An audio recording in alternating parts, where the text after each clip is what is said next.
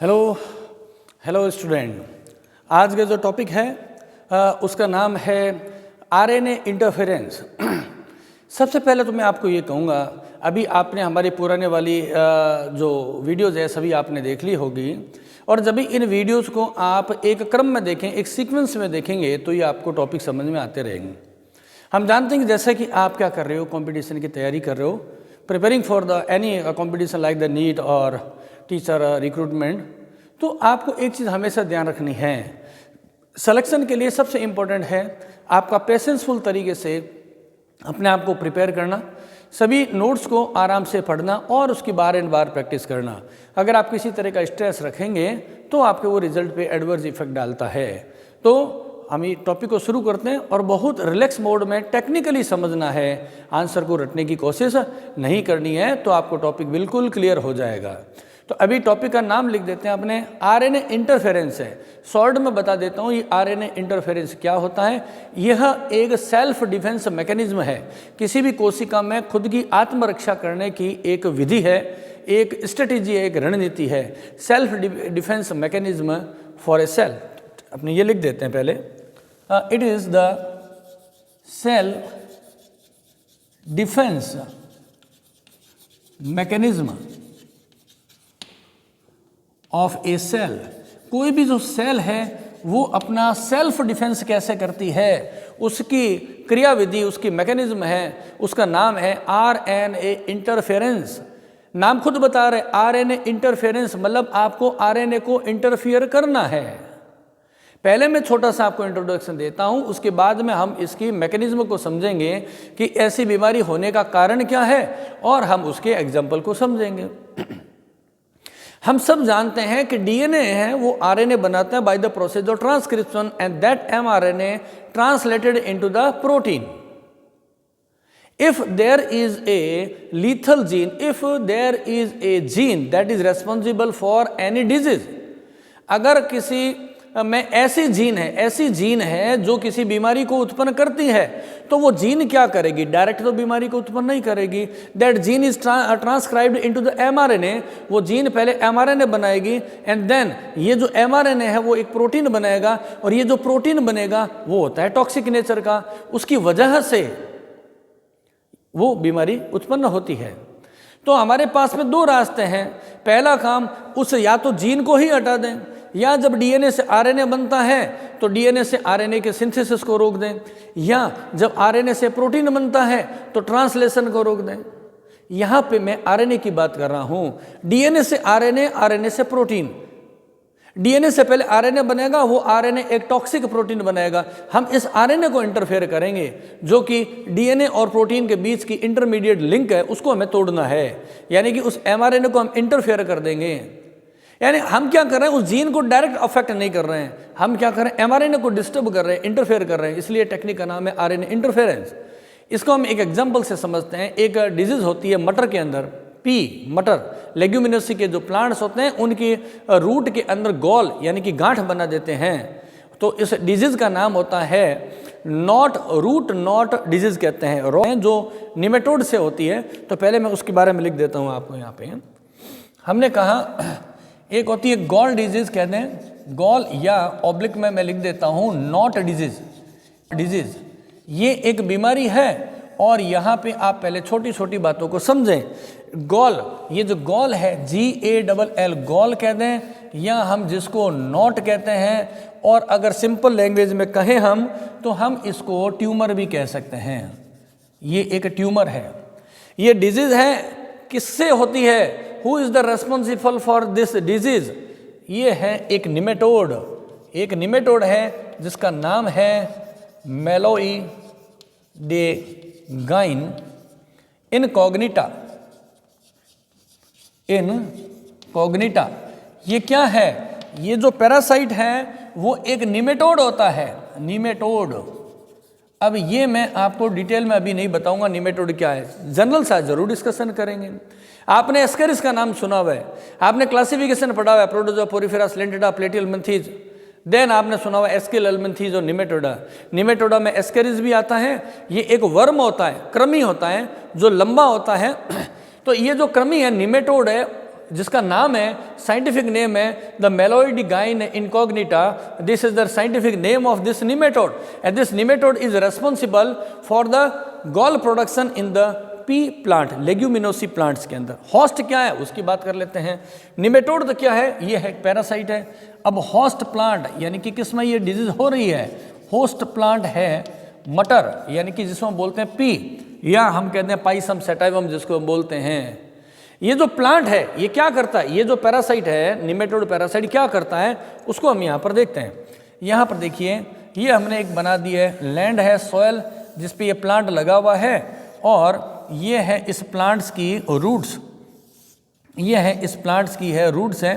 आप जानते हैं ऐसे हैवीली ब्रांच्ड होती है रूट्स हैं, उसकी मैं स्ट्रक्चर को ज़्यादा डिटेल में नहीं जाऊँगा because we are not learning about the anatomy of the roots. तो ये एक मटर का जो प्लांट है, ऊपर तो प्लांट होगा, ठीक है ना, ऊपर प्लांट है, ये इसकी रूट्स है। ये निमेटोड जब इसको इन्फेक्शन करता है तो यहाँ पर क्या बना देता है, इस तरीके से नॉट्स या गॉल बना देता है, ऐसे गॉल्स बन जाएगी, गांठ, ट्यूमर की तरह structure. Some of the spherical structure originated in many numbers at the root surface. This is called as the gall and simply we can say as the knot को हम बोलते हैं हिंदी में गांठ, इसका फॉर्मेशन कर देता है होस्ट प्लांट में, ठीक है ना। तो ये क्या है, कौन सा प्लांट है, ये हो गया होस्ट प्लांट। कौन सा है होस्ट प्लांट, मटर का प्लांट है, मटर पी। और ये नॉट किसने बनाई है, इस निमेटोड ने बनाई है। तो हम इस निमेटोड को क्या बोलेंगे, पैरासाइट, ठीक है ना। By the development of this not ये प्लांट क्या होगा, डेड हो जाएगा। जब नॉट्स बनने लग जाएगी तो ये प्लांट क्या हो जाएगा, डेड हो जाएगा। रिजल्ट हम कहते हैं इनका इन्फेक्शन होगा। इसके इन्फेक्शन से क्या होगा, ये जो प्लांट्स हैं, ये प्लांट्स हैं वो डाई कर जाएंगे, मर जाएंगे, डैमेज हो जाएंगे, है ना, प्लांट्स मर जाएंगे। अब हम ये देखते हैं कि ये डिजीज कैसे क्रिएट हुई, ये निमेटोडा ने ऐसा क्या काम किया है, इस डिजीज का रीजन क्या है। सिंपल सा रीजन है जो आप हमेशा पढ़ते हुए आए हैं। तो मैं यहाँ पे लिख देता हूँ एक बार, मैकेनिज्म, है ना, मैकेनिज्म ऑफ दिस डिजीज। ये डिजीज कैसे जनरेट हुई है, इसके मैकेनिज्म की बात कर रहे हैं हम। देखिए जैसा मैंने आपको पहले से ही बताया है, ये जो निमेटोड है, ये जो निमेटोड है जिसको हम क्या नाम दे रहे हैं, मेलोइडीगाइन इनकॉग्निटा।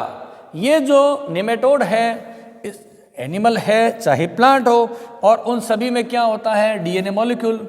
ये हो गया इस पैरासाइट का डीएनए, ये है parasitic DNA.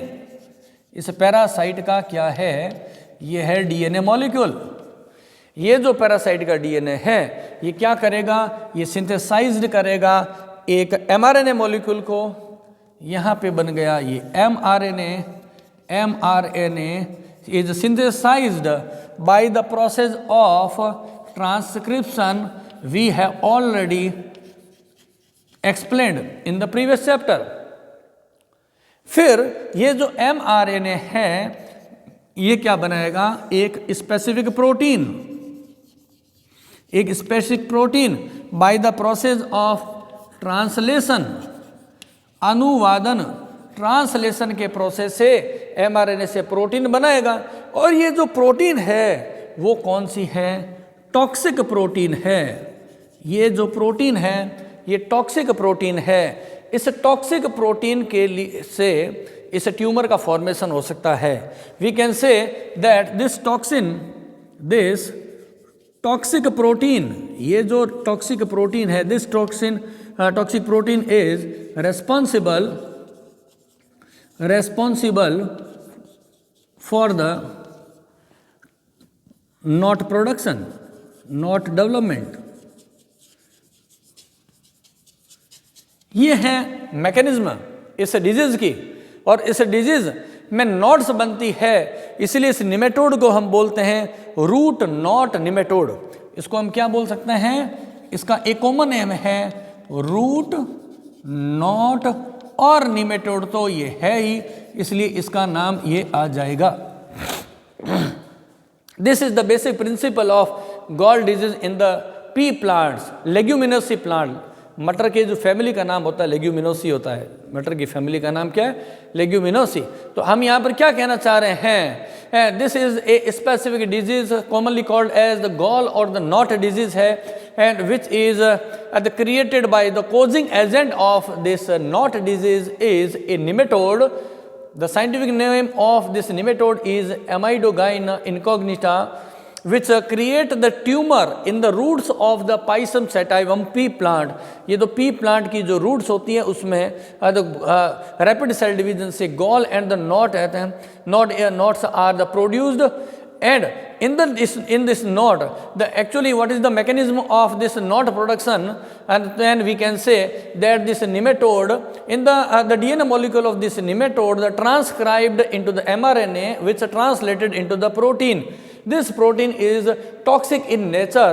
By the synthesis of this toxic protein, plant will be die. इससे वो पौधा मर जाएगा, ये टॉक्सिक है। This toxic protein is responsible for the gall production और द नॉट प्रोडक्शन। इस डिजीज को कैसे रोकें, आपके सामने है। There are only 2 ways to stop, to block this disease. Who is the responsible for this disease? The first of all, the responsible is the DNA molecule. DNA is the responsible for this disease. इस बीमारी के लिए DNA responsible है। Why this DNA is responsible for this disease?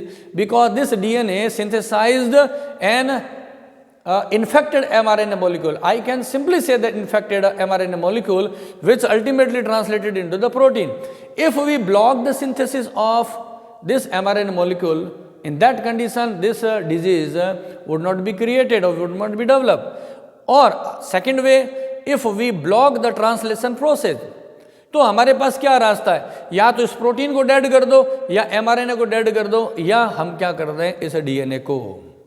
यहां समझिएगा, इस process में जो मैं आपको समझाना चाह रहा हूं, cell defence mechanism, cell defence mechanism में इस डीएनए को डायरेक्टली ब्लॉक नहीं करना है, आपको ब्लॉक करना है एमआरएनए को। एमआरएनए से जो प्रोटीन का सिंथेसिस होता है उसको ब्लॉक करना है। इस एमआरएनए को आपको इंटरफियर करना है, ध्यान से नाम सुनिएगा, इस एमआरएनए को इंटरफियर करना, उसके काम के अंदर डिस्टर्बेंस पैदा करना, अनु इंटरेक्शन करना। तो जब हम इस एमआरएनए को हम क्या करेंगे, इंटरफियर करेंगे, तो क्या होगा, ट्रांसलेशन नहीं होगा। ट्रांसलेशन नहीं होगा तो टॉक्सिक प्रोटीन नहीं बनेगी और गॉल प्रोडक्शन नहीं होगा। इसलिए हम इस मैकेनिज्म को, जिसको आज समझने जा रहे हैं, उसको बोलते हैं आरएनए इंटरफियरेंस। अगर आपको कोई पूछ ले कि इस टेक्निक का नाम आरएनए इंटरफेरेंस क्यों रखा गया है, तो आपको पता होना चाहिए आरएनए इंटरफेरेंस। हम आरएनए इंटरफेरेंस क्यों कह रहे हैं, क्योंकि हम इस आरएनए को इंटरफियर करके इस प्रोटीन सिंथेसिस को ब्लॉक कर रहे हैं। जब आरएनए को डिस्टर्ब कर देंगे, इंटरफेयर कर देंगे, तो प्रोटीन का सिंथेसिस नहीं होगा, ultimately knot production, gall production या कहते हैं ट्यूमर का प्रोडक्शन नहीं होगा। तो हम डायरेक्टली इस पैरासाइट के जीन है उसको डिस्टर्ब नहीं कर रहे, लेकिन इनडायरेक्टली हम इसको साइलेंट कर रहे हैं। ओके, ये जो डीएनए एमआरएनए बना रहा है, उसी से एमआरएनए से प्रोटीन बन रहा है, तो हम डीएनए को तो डिस्टर्ब कर ही नहीं रहे हैं, हम आरएनए को डिस्टर्ब कर रहे हैं, इंटरफेयर कर रहे हैं, ताकि आगे ट्रांसलेशन का प्रोसेस नहीं हो। इनडायरेक्टली हम क्या कर रहे हैं, इस जीन के इफेक्ट को सप्रेस कर रहे हैं, दबा रहे हैं। इसलिए इसको हम जीन साइलेंसिंग मेथड भी बोलते हैं। इस मैकेनिज्म को क्या बोलते हैं, जीन साइलेंसिंग भी बोलते हैं। इसको जीन साइलेंसिंग, आपने उस जीन्स को साइलेंट कर दिया है ना, इस जीन को साइलेंट कर दिया। कैसे साइलेंट किया, इस एमआरएनए को इंटरफेयर करके साइलेंट किया है, इसलिए इसको जीन साइलेंसिंग भी बोलते हैं। और सेल्स में ये जो मैकेनिज्म होती है उसको बोलते हैं सेल्फ डिफेंस मैकेनिज्म। अभी मैं थोड़ा सा और आगे आपको एक्सप्लेन करता हूँ कि सेल्फ डिफेंस मैकेनिज्म करने के पीछे का थॉट कैसे आया था साइंटिस्ट के दिमाग में, उसको अभी हम समझेंगे। अभी इसी बोर्ड में उस साइड करते हैं अभी शुरू। जीन को साइलेंट करने के पीछे हमारी स्ट्रेटेजी क्या है, रणनीति क्या है, अभी मैं आपको जो चीज़ बता रहा हूँ उसको ध्यान से सुनेंगे, कंफ्यूज नहीं होना है। देखिए, हमने कहा नेमेटोड में एक जीन है, नेमेटोड में एक जीन है, वो एमआरएनए का सिंथेसिस करती है, फिर mRNA से प्रोटीन बनता है तो डिजीज क्रिएट होती है। हम इस निमेटोड का जो डीएनए है उसके लिए जो स्पेसिफिक जीन है उसको तैयार करेंगे और टोबैको के प्लांट में, या ये जो हम प्लांट बता रहे हैं चाहे पी के अंदर कर लें चाहे टोबैको के अंदर, तो टोबैको का जो प्लांट है उसके अंदर हम इंट्रोड्यूस करा देंगे हैं। क्या करेंगे, निमेटोड स्पेसिफिक जीन का ट्रांसफर कर देंगे, होस्ट प्लांट के अंदर कर देते हैं। तो यहाँ पर मैं आपको लिख देता हूँ करना क्या है। सबसे पहला काम हम लिख देते हैं यहाँ पे nematode specific gene is transferred into the host plant, host plant जो है, ठीक है, होस्ट प्लांट मान लेते हैं अभी एग्जांपल के लिए कि हम यहाँ पर होस्ट प्लांट के रूप में क्या ले रहे हैं, टोबैको ले रहे हैं, वो कोई भी हो सकता है। हम इस निमेटोड स्पेसिफिक जीन को होस्ट प्लांट में इंट्रोड्यूस करा देंगे। अब ये जीन क्या करेगी उसको देखते हैं। जो इसका इस मेथड का जो कहते हैं की कंपोनेंट है, की स्टेप है, वो देखिए। अच्छा, जीन का ट्रांसफर हम कैसे करा देते हैं वो भी लिख लेते हैं यहाँ पे। जीन का ट्रांसफर हम करा सकते हैं बाय एग्रोबैक्टीरियम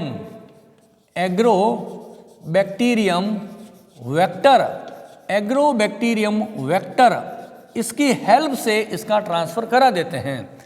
अब देखो प्रोसेस क्या है।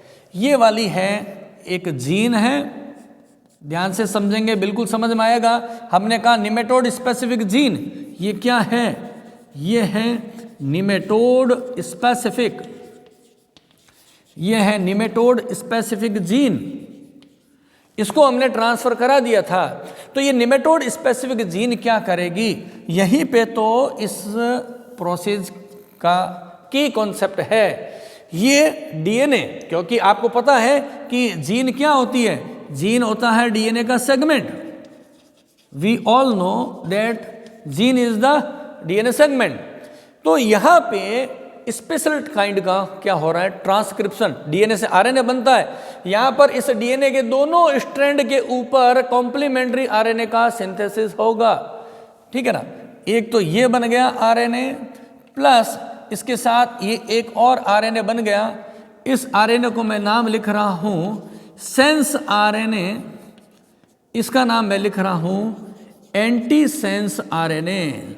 सेंस आरएनए और एंटी सेंस आरएनए का सिंथेसिस हो जाएगा जब हम इस निमेटोड स्पेसिफिक जीन को ट्रांसफर कर देंगे होस्ट प्लांट में।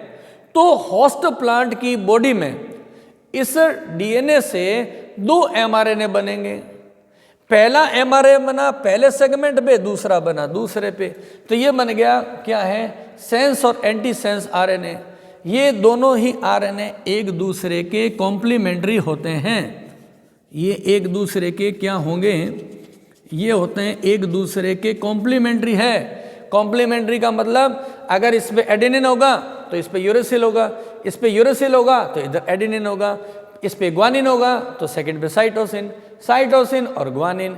जब सेंस और एंटी सेंस आरएनए एक दूसरे के कॉम्प्लीमेंट्री होंगे तो ये दोनों आपस में आकर के डाइमर बना लेंगे। ये क्या करेंगे, ये दोनों आपस में मिल करके एक बना लेते हैं डाइमर, जो कि आपने पहले कभी नहीं सुना है कि आरएनए भी कभी डबल स्टैंडर्ड फॉर्म में हो सकता है। इस तरीके से आरएनए बन गया और इस आरएनए को क्या कहेंगे हम, डबल स्टैंडर्ड आरएनए कहेंगे। इसको बोलेंगे डबल स्ट्रैंडेड आरएनए। ये हो गया डबल स्टैंडर्ड आरएनए बन गया। शॉर्ट में हम लिख सकते हैं डीएस आरएनए या डबल स्टैंडर्ड आरएनए बन गया। ये जो डबल स्टैंडर्ड आरएनए है, यही जब कभी पैरासाइट इस प्लांट को इन्फेक्शन करेगा तो अपना काम शुरू कर लेगा। अब मैं देखिए ध्यान से यहाँ पर लिख रहा हूँ क्या होने वाला है। ये कब हुआ, इन्फेक्शन से पहले की बात कर रहा हूँ। ये सारा वर्क कब हो रहा है, अभी इन्फेक्शन हुआ नहीं है निमेटोड का, जिसका अभी मैं बता चुका हूँ आपको। हमने क्या किया, निमेटोड के इन्फेक्शन से पहले एक काम कर दिया। क्या काम किया? उस होस्ट प्लांट यानी कि टोबैको के अंदर निमेटोड स्पेसिफिक जीन को डाल दिया और उस जीन ने सेंस और एंटी सेंस आरएनए बनाए और इन दोनों ने मिल करके डबल स्टैंडर्ड आरएनए बना दिया। ये इन्फेक्शन से पहले की बात है। अब अगर निमेटोड का इन्फेक्शन हो गया, यहां पर मैं लिख देता हूं, अब कोई निमेटोड का क्या हो गया है? निमेटोड का हो गया इन्फेक्शन।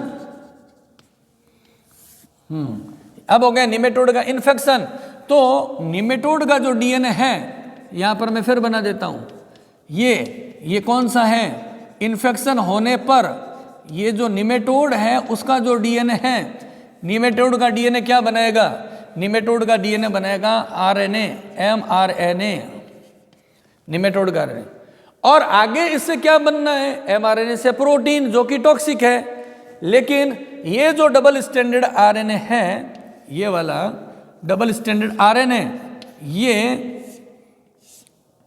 इसको ब्लॉक कर देगा। किसको? एमआरएनए। हम यहां लिख देते हैं एमआरएनए इज ब्लॉक्ड। किस काम के लिए ब्लॉक कर रहा है? Blocked to translate into the toxic protein, ठीक है। ये डबल स्टैंडर्ड आरएनए इस होस्ट के पैरासाइट के एमआरएनए को इंटरफेयर करेगा, ब्लॉक कर देगा, तो प्रोटीन का सिंथेसिस नहीं होगा। प्रोटीन का सिंथेसिस अगर नहीं होगा तो गॉल प्रोडक्शन भी नहीं होगा। तो क्या हो गया? ब्लॉकेज हो गया, ब्लॉकेज ऑफ गॉल डेवलपमेंट। तो गॉल का डेवलपमेंट नहीं होगा। यहां पे हमने अभी इसकी आउटलाइन को समझा है। अभी मैंने ये नहीं बताया है कि एमआरएनए से जब प्रोटीन का सिंथेसिस होता है तो डबल स्टैंडर्ड आरएनए करता क्या है, वो अभी हम नेक्स्ट पार्ट में अभी देखेंगे। क्या कि डबल स्टैंडर्ड आरएनए एमआरएनए से प्रोटीन सिंथेसिस को ब्लॉक कैसे करता है, वो हम अभी मैकेनिज्म को और समझेंगे। अभी मैंने बताया डबल स्टैंडर्ड आरएनए बनता है और वो जो डबल स्टैंडर्ड आरएनए है वो पैरासाइट के ट्रांसलेशन को रोक देता है। किस तरीके से? मैकेनिज्म समझते हैं। ट्रांसलेशन को कैसे ब्लॉक करते हैं, उसकी मैकेनिज्म को समझते हैं। तो मैंने आपको यह बताया था कि डबल स्टैंडर्ड आरएनए का सिंथेसिस कर लेते हैं और वो डबल स्टैंडर्ड आरएनए पैरासाइट के आरएनए को इंटरफेयर करता है। तो यहां पर मैं पहले डबल स्टैंडर्ड आरएनए बना लेता हूं। ये है हमारे पास एक डबल स्टैंडर्ड आरएनए, ठीक है, जिसको हमने बताया कि ये एंटी सेंस और सेंस आरएनए के इफेक्ट से इसका सिंथेसिस होता है। इसका सिंथेसिस किससे होता है? यहां मैं लिख देता हूं, ये क्या है? डबल स्टैंडर्ड आरएनए है। और इस डबल स्टैंडर्ड आरएनए में ऊपर का स्ट्रैंड है, इसे हम क्या बोलते हैं? सेंस स्ट्रैंड कहते हैं, सेंस। और ये दूसरे वाला है, उसको बोलते हैं anti sense strand, anti sense strand.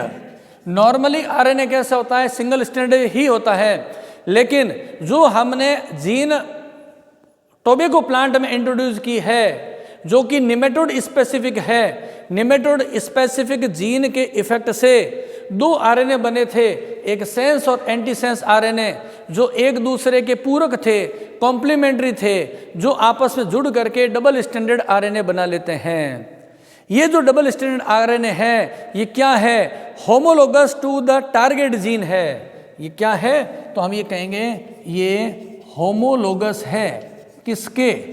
Homologous to parasitic gene. Homologous to parasitic gene है, उसके होमोलोगस है। यानी कि पैरासाइट की वो जीन जो कि गॉल डिजीज को पैदा करती है, उत्पन्न करती है, उस पैरासिटिक जीन के ये होमोलोगस होती है। इस डीएस डबल स्टैंडर्ड आरएनए की रिएक्शन हम एक स्पेसिफिक एंजाइम से कराते हैं, जिसे डाइसर बोलते हैं। देखिए यहाँ पे हम क्या कर रहे हैं, एक स्पेसिफिक एंजाइम है जिसका नाम है डाइसर। उसको हम ऐसे समझने के लिए एनिमेटेड फॉर्म में बना लेते हैं। ये एंजाइम है, इसका नाम है डाइसर एंजाइम। ये डाइसर एंजाइम क्या करेगा? इस डबल स्टैंडर्ड आरएनए को टुकड़ों में तोड़ देगा, इस तरीके से देखिए, यहाँ पर मैं कुछ सेगमेंट बना देता हूँ। इस डबल स्टैंडर्ड आरएनए के ये बन गए सेगमेंट्स हैं। यहाँ पे एंटीसेंस और सेंस स्ट्रैंड सेगमेंट भी बना लेते हैं। इस तरीके से आ गया। हम ये कहेंगे क्या है, ये हैं सेगमेंट्स। किसके? सेगमेंट्स और double standard RNA. Double standard RNA के सेगमेंट है। क्या काम हुआ? तो हम कहेंगे इसका क्लीवेज हो गया। हम कहेंगे कि डबल स्टैंडर्ड आरएनए का क्या हो गया? क्लीवेज हो गया। इसने इसको तोड़ दिया, इस डाइसर एंजाइम ने। कैसे तोड़ा उसको मैं यहाँ पे एक बार आपको थोड़ा सा बता देता हूँ कि इसके तोड़ने के पीछे की मैकेनिज्म क्या थी।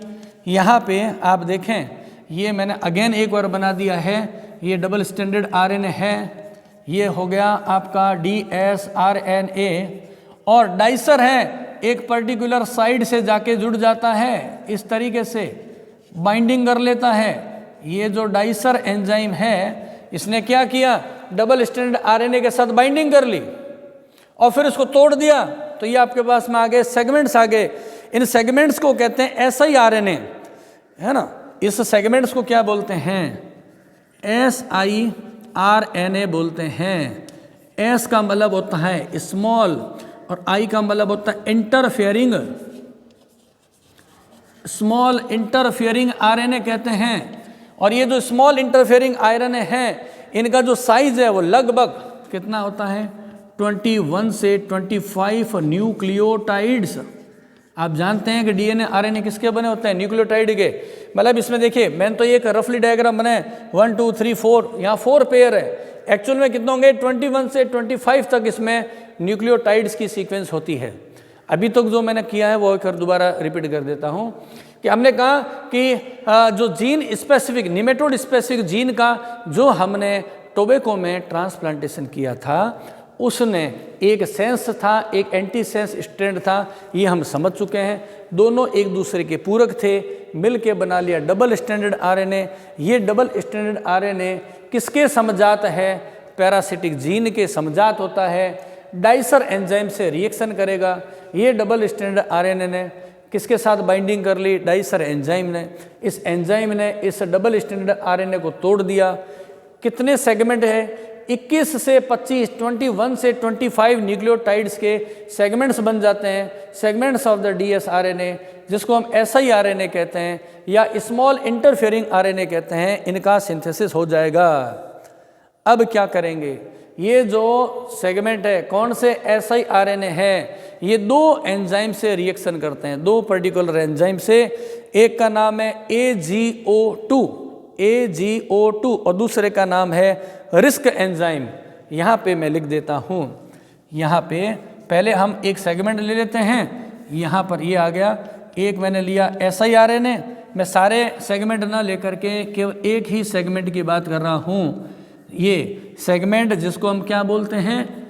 siRNA है। इस siRNA के ऊपर क्या लग जाएगा? AGO2 enzyme.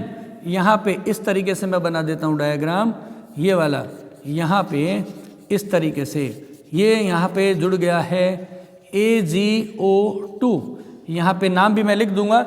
और AGO2 के ऊपर एक और अटैच्ड हो जाती है प्रोटीन, जिसको कहते हैं रिस्क, RISC। यहाँ पे एक और प्रोटीन जुड़ जाती है जिसको कहते हैं रिस्क। यहाँ पर नाम मैं लिख देता हूँ ताकि आपको कन्फ्यूज़न नहीं होगा, RISC। और दूसरा क्या है? AGO2। ये प्रोटीन जुड़ गई किसके साथ? siRNA के साथ। ये जो RISC है, रिस्क, इसका नाम है RNA इंड्यूस्ड साइलेंस कॉम्प्लेक्स, है ना। इसका नाम क्या है? R का मतलब है RNA है, I का मतलब है इंड्यूस्ड, S का मतलब है साइलेंसिंग, और C का मतलब हो गया कॉम्प्लेक्स। नाम को ध्यान रखना है, risk, RISC, RNA induced silencing complex. Gene को साइलेंट करना है। कैसे करना है? RNA को इंड्यूस्ड करते हुए। ये एक प्रोटीन है। और उसके अलावा मैंने कहा कि AGO2 प्रोटीन और जुड़ी रहती है। ठीक है ना, AGO, इसको कहते हैं अर्गोनॉट प्रोटीन कहते हैं, अर्गोनॉट है ना, इसको बोलते हैं अर्गोनॉट, अर्गोनॉट प्रोटीन कहते हैं। ये आपस में जुड़ करके एक पूरा कॉम्प्लेक्स बना लेता है, और ये जो कॉम्प्लेक्स है आरएनए से प्रोटीन के ट्रांसलेशन को ब्लॉक करने के लिए रिस्पॉन्सिबल होता है। किस तरीके से होता है उसको हम अभी नेक्स्ट डायग्राम में देखते हैं। मैं लिख रहा हूं निमेटोड। निमेटोड, निमेटोड क्या है? निमेटोड है पैरासाइट। पैरासाइट, अब इस निमेटोड पैरासाइट का आ गया डीएनए मॉलिक्यूल, है ना। ये निमेटोड जो पैरासाइट है उसका क्या है, ये इन्फेक्शन हो गया तो ये आ गया निमेटोड का डीएनए, जिसको हम कहते हैं पैरासाइटिक। पैरासाइटिक है डीएनए।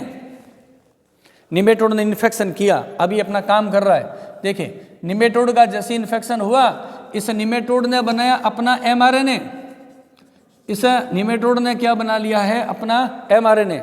इस एमआरएनए को मैं थोड़ा बड़ा बना देता हूं ताकि आपको समझने में आसानी रहे, है ना। ये बोर्ड का क्लीन तरीके से होना बहुत ज़रूरी है, वरना आपको क्लियरिटी विजन नहीं बनेगा। तो हमने कहा कि ये जो डीएनए है पैरासाइट का, इसने क्या बनाया है, एमआरएनए बना दिया। ये हो गया पैरासाइट का एमआरएनए।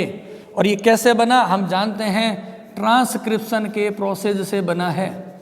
ट्रांसक्रिप्शन के प्रोसेस से बन गया निमेटोड का इन्फेक्शन। अब इसके ट्रांसलेशन को रोकना है, इसके हमें ट्रांसलेशन को रोकना है। तो यहां पे जो हमने कॉम्प्लेक्स बनाया है, कौन सा, स्मॉल इंटरफियरिंग आरएनए का इन दो एंजाइम के साथ जो कॉम्प्लेक्स है वो उस पर्टिकुलर एमआरएनए के जीन के साथ में जुड़ जाएगा। पहले इसका क्लीवेज होगा और फिर ये इसके साथ बाइंड कर लेगा। ये यहां पे, ये यहां पे जुड़ जाएगा पूरा का पूरा कॉम्प्लेक्स। ये यहां पे जुड़ गया है, पूरा का पूरा कॉम्प्लेक्स है वो जुड़ गया है, ठीक है। इसमें सबसे ऊपर की ओर मैंने क्या बताया था, ये है RISC रिस्क प्रोटीन, ये क्या था, AGO2 था, और ये क्या पार्ट था, siRNA का एक स्ट्रैंड था, सिंगल स्ट्रैंड था। इन्होंने क्या किया, इन्होंने ब्लॉक कर दिया, ब्लॉक द ट्रांसलेशन। इन्होंने ट्रांसलेशन को ब्लॉक कर दिया।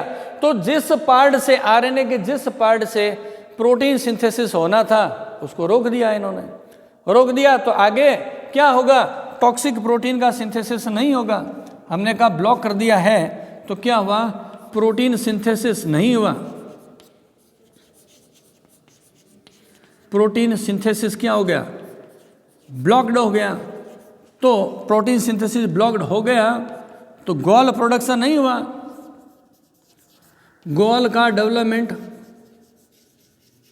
गोल का जो डेवलपमेंट है वो भी क्या हो गया, ब्लॉक्ड हो गया।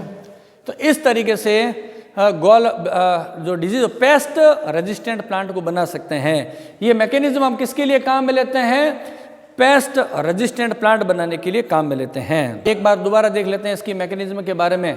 हमने पहले से बताया आपको कि डबल स्टैंडर्ड आरएनए बनता है जिसमें एक स्ट्रैंड सेंस होता है and other strand is called as the antisense strand. These sense and antisense strands are complementary to each other, that's why they makes a dimer, this is called as the double standard RNA molecule and this double standard RNA molecule is the homologous to the parasitic gene. यानी कि nematode के अंदर इस ये parasite का जो gene है जो कि रेस्पॉन्सिबल है डिजीज के लिए, उसका होमोलोगस है यानी कि कॉम्प्लीमेंट्री है। And then dicer enzyme react with the double standard RNA in this manner. यहाँ डाइसर एंजाइम जुड़ जाएगा डबल स्टैंडर्ड आरएनए से। देन डाइसर एंजाइम क्या करेगा, उसको क्लीव कर देगा, सेगमेंटेड कर देगा। उससे क्या हुआ, हमारे पास सेगमेंट्स आ गए। The segments of the length of 21 to 25 nucleotide के हमारे पास में टुकड़े आगे हैं। फिर इसके साथ में क्या होगा, दो एंजाइम जुड़ जाएंगे, risk enzyme and AGO2 enzyme है। और ये जुड़ जाएंगे और उसके बाद में एक स्टैंड इसका रिमूव हो जाएगा।